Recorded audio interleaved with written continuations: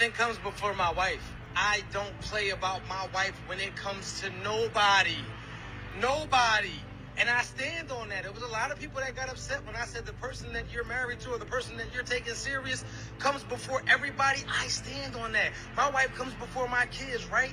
To a certain extent. And what I mean is this. I am not going to put our relationship on hold or the things that make us happy on hold for them, because what's going to happen is they're going to grow the fuck up and have lives of their own.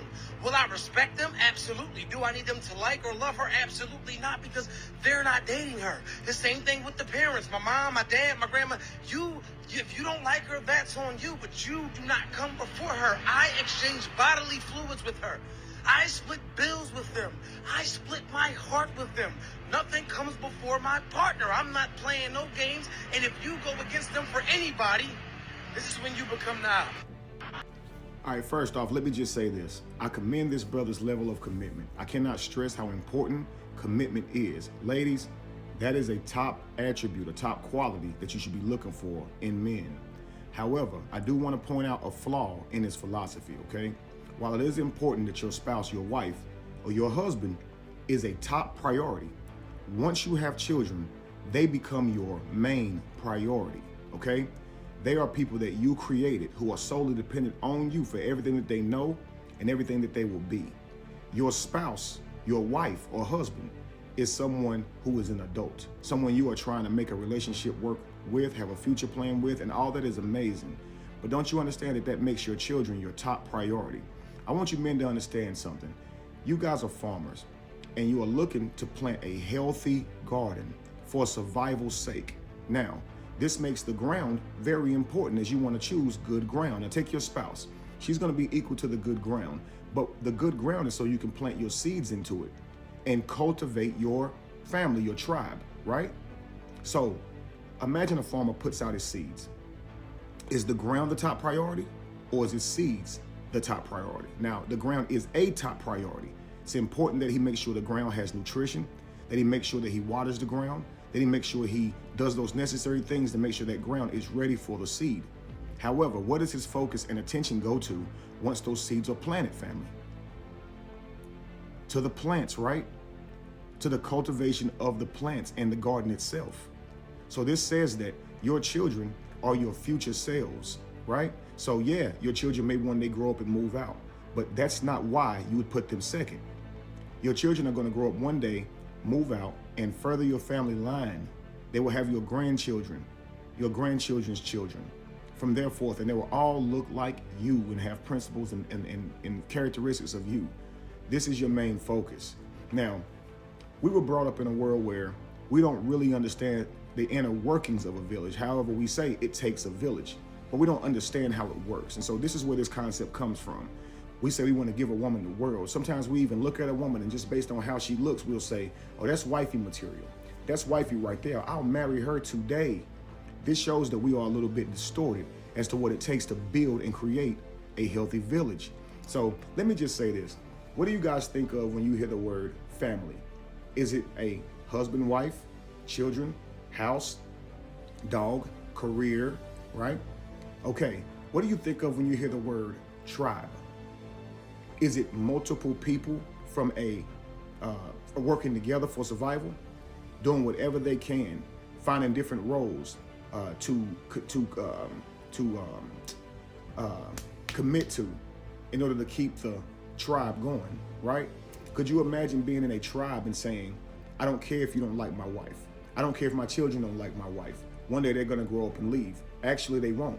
They will forever be part of your survival because you're in a tribe, and tribes do not separate. Families are often like an island, okay? And this is why I believe that it leads to a broken home ultimately. Whenever you say, I'm gonna cling to my wife and focus on that relationship and make sure she's happy, because those children may one day get up and leave. Family, you are forsaking your children and your village around them. What if I told you it is important that your village likes your wife? It's also important that your children like your wife. And I'm going to explain why. I'll give you something. Family harmony, okay? Why your tribe or family should like your wife. A positive relationship between your spouse and your family can lead to greater harmony within the family. Family gatherings and events can be more enjoyable and less stressful when everyone gets along. Emotional support. When your family likes your spouse, It often means that there is an additional source of emotional support for you. They are more likely to embrace your partner during challenging times. Social connection. A good relationship between your spouse and your family can enhance social connections. Your spouse can feel more comfortable and accepted within your extended social tribe or social circle. Integration. It promotes the integration of your spouse into your family life, making it easier for them to become an integral part of your family's events, traditions, and celebrations. Future planning. If your family likes your spouse, they are more likely to support your decisions such as marriage, starting a family, or other significant life choices. This can make future planning more smoother. Number 6, reduced conflict. When there is a mutual respect and liking between your family and your spouse, it reduces the chances of conflict and tension within the family, which can negatively impact your relationship. All right, so it is important for your family to love your spouse, to like your spouse. It's also essential to remember that the most crucial factor of this quality is your relationship with your spouse. So your happiness and your strength of your partnership should be a top priority. And open communication with your family can help address any concerns or issues that may arise. Now, here's why it's important that your children like your spouse. Now, let's just say they have a stepmom or stepfather, and you're saying this. I don't care that they don't like them because one day they'll move out. Consider this. If they do like them, here are the benefits. Family cohesion. When children have a positive relationship with their stepmother, stepfather, they can contribute to a more cohesive, harmonious family environment. This benefits their emotional well-being and overall family dynamics. Now, emotional well-being. A strong bond with their stepmother can provide, or stepfather can provide emotional support and stability for the children, particularly in blended families where they might be adjusting to new family dynamics. Role model. Okay, a stepmother or stepfather who is liked by the children can serve as a positive role model, imparting values, guidance, and support as they grow and develop. Reduced conflict. Positive relationships between children and stepfathers, stepmothers can help reduce conflict and tension within the family, leading to a more peaceful and nurturing environment. Parental unity. When the children like their stepmother, stepfather, it can strengthen their sense of unity and cooperation between both biological parents and the stepmother. This benefits co-parenting efforts and family decision making. 6, a well-rounded upbringing. A stepmother who is liked by her children, stepfather is liked by the children, can contribute to their well-being, to their well-rounded upbringing by providing different perspectives, experiences, and opportunities for personal growth. Now, again, I've talked to you guys about starting a family versus a tribe, and I often say to you guys, our modern families are equivalent to a broken home because we raise our children up simply to move out. We do not raise our children up with the understanding that their mission is to further the family line. But if you raise them up in a tribe, never separating from your ancestors, staying close to them, raising your children in that real village, because we say it takes a village to raise a child, but we raise our children in neighborhoods. Neighborhoods consist of all these houses, and each house have their own mindset, their own culture and way of doing things, their own religions, their own criteria, their own morals. If you were more of like a village, every person in that area thinks the same. This means that your children are less likely to be peer pressured into some crazy thought that ruins their life. So let's say you raise your children to be pure, to look at, intimacy as something that leads to family, not just something that is for your own desire or feel good. But when they go to school, this is where you see how communal thoughts go together, right? How you see all these different people in one place, and now all those thoughts come together, and what wins is the peer pressure. Now they go to school and they believe that that intimacy thing is a rites of passage. It shouldn't be taken that seriously. And so what you're teaching them at home often gets destroyed with what they're learning at school. However, in a tribe, you wouldn't send them to places like that. You would focus all your energy into your children, knowing that they are your future. So as a tribal member, family, as a family, you're thinking, I just go off and get my wife and separate. But if you understood the profound nature of tribe, you would know as a tribal member, as a member of your family, you owe your family first. They gave you life. Your mother and father gave you life. So what do you owe them? You owe them to further the family line, to take those concepts that are good in your family and further those, rewrite and correct the ones that are broken cycles, okay? And, all right, my bad. I can see the video was coming to an end. But here are the things that a man owes his tribe. to increase the family's chances of survival, meaning he becomes a mighty hunter and a contributor to that family. Now, I'm sorry, to that tribe. If it were a family, you raise your kids to simply move out and their resources are used for them and their new family. None of those resources would go to the actual tribe that created him, right? So because of that, we don't really focus a lot of energy on our children being resourceful while they're in the home. Yo, that's crazy, because you birthing these children, and your children should be a blessing, not just a burden. So here you are, a grown man, giving your children an allowance when they are at an age where they could be contributing. I call it a baby bird mentality, right? The mother bird goes off, gets the worm, comes back, feeds it to the baby bird, okay? Our children stay baby birds. They never contribute. They never fly out and get their own food and come back. Often, if you do ask your children to contribute to the household bills, they feel like you're doing something wrong to them. And that shows that they have no understanding that they have a level of contribution to this family. When you're old enough to hunt, you're old enough to share. But what happens in their minds? When they're old enough to hunt, they say, I work for this. This is mine. I shouldn't have to share. And they will have no understanding of tribe. Now, the second one, I already pointed out, increase the family's chances of survival. The next is enlarge the territory. Okay? This means that because of your abilities as a hunter and dedication to your tribe, that their area to hunt on and plant on and fish on increases. Okay? Now, if you are a family, you just go off and get your own house, somewhere in your own neighborhood separate from your family.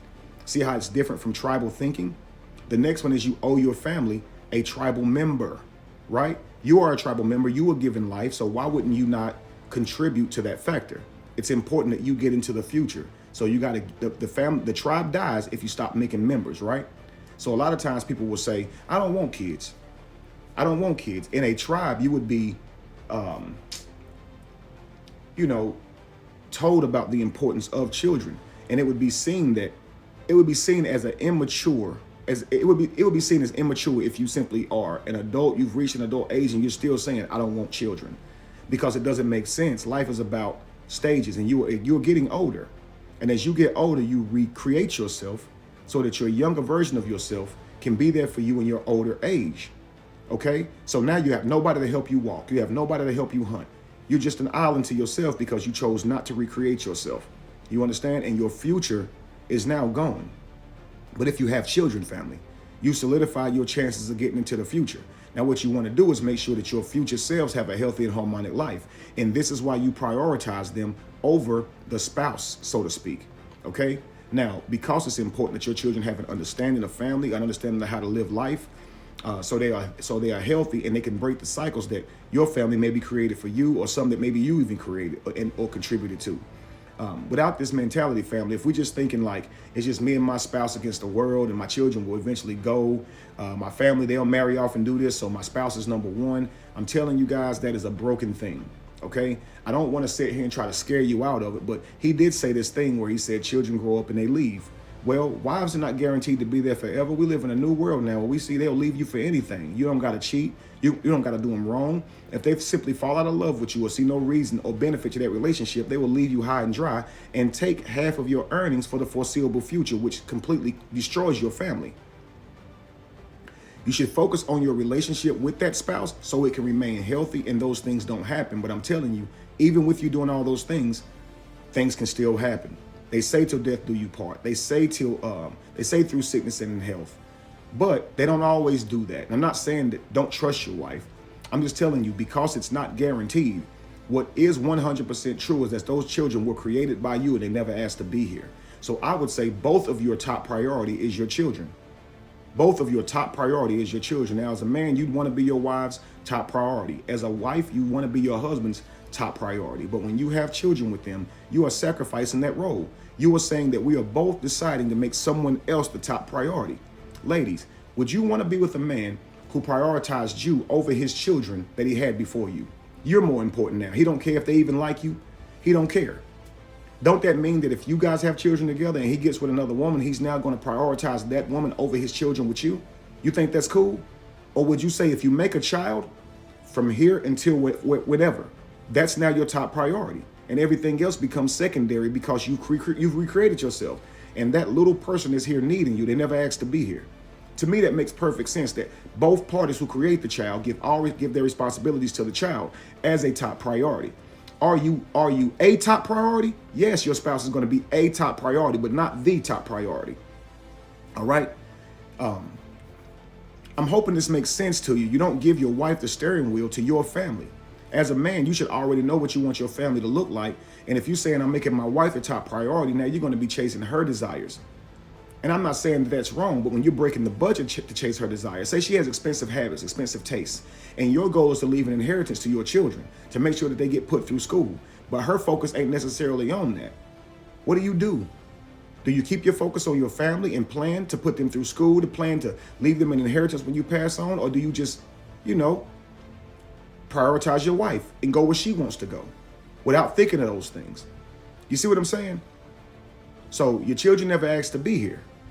So I think it's a broken thought or a broken philosophy to say that, although it sounds very good, and I'm sure women love to hear that. Actually, there was a woman who did a stitch with this video, and she's just like, she loves what he's saying. And like I said, it sounds good in theory, but the philosophy is not healthy overall for generations to come. All right? Both parties focus on your children. That partner that you made those children with should be valued and held in the highest regard, because you wouldn't have those children without them. And you made them that figure in your life to build your children off of, to lead your family. So they should get respect. They should get love. They should be a priority. Do not misunderstand me. But I'm saying your responsibility as a top priority goes to the children that you created that never asked to be here. Your spouse is an adult family. She's someone else's top priority. Someone else made her.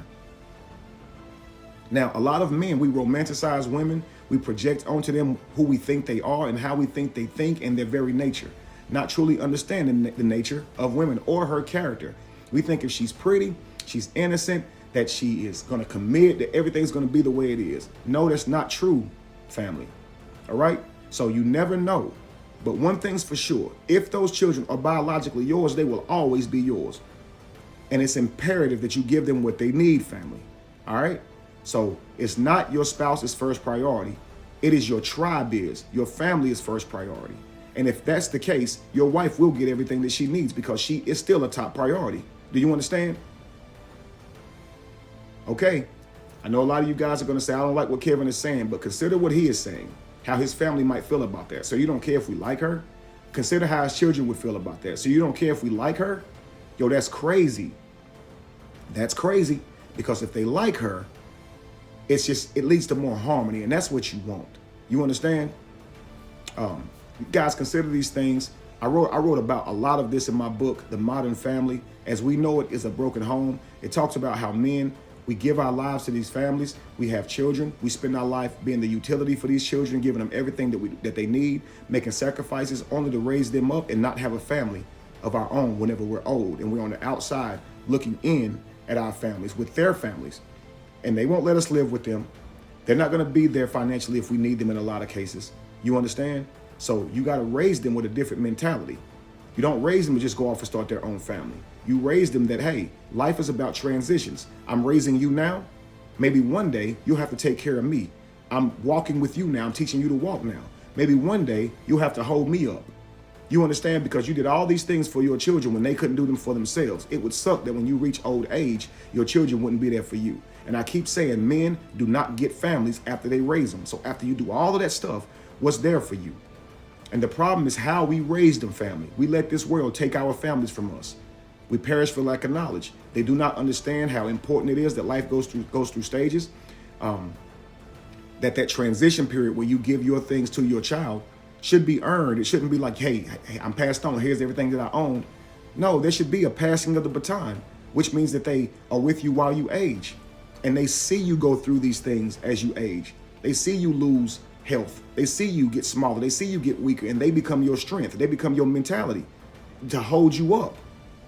This is how they will know one day they will get old, and they will know the importance of their children and their tribal members, that from their spouse to everybody that can help them when they start to deteriorate, which we all will, family. But we're going to speak more on this subject on the live. I'll talk to y'all later. Tell me in the comments what y'all think of what we're talking about here. Tribe or family? Which one are you going to produce as a man? Peace.